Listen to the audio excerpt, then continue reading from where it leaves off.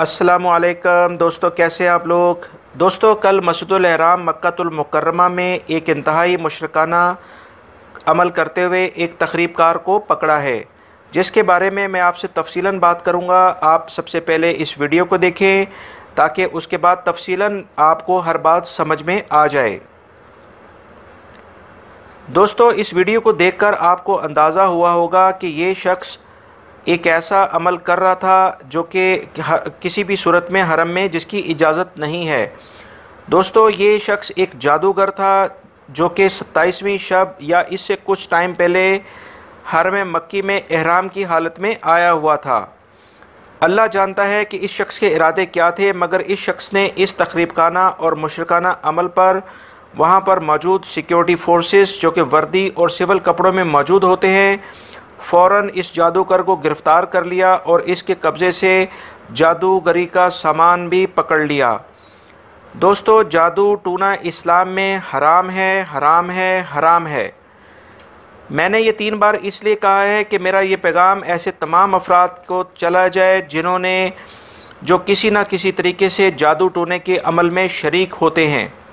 इस्लामी तालीमात जादू टूना करने वाले शख्स को दोज़खी यानी जहन्नम में जाने का ऐलान करती हैं।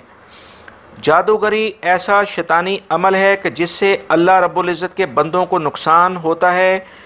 शैतानी अमल से सिर्फ़ और सिर्फ शैतान खुश होता है, अल्लाह रब्बुल इज़्ज़त सख्त नाराज़ होते हैं, जो कि ये तमाम पूरा अमल सरासर हराम है।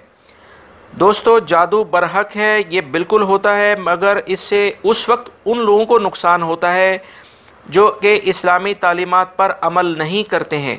इसीलिए कहा जाता है कि 3 दफ़ा कुल हुवल्लाह, 3 दफ़ा सूरह फलक, 3 दफ़ा सूरह नास फजर की नमाज के बाद और मगरिब के नमाज के बाद लाजमी तौर पर पढ़कर अपने ऊपर दम करें। ये सब इस्लामी तालीमात पर अमल करने से इंशाअल्लाह अल्लाह रब्बुल इज़्ज़त की पनाह में वो शख्स आ जाता है जो कि इस्लामी तालीमात पर अमल करता है।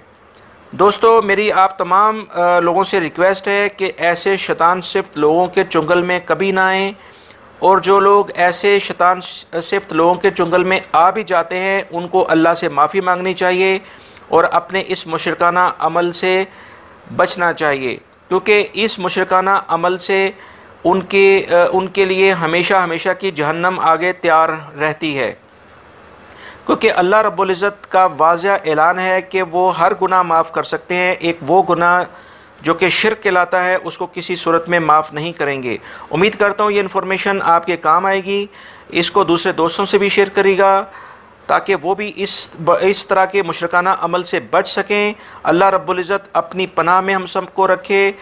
वीडियो देखने का बहुत बहुत शुक्रिया। अस्सलामु अलैकुम।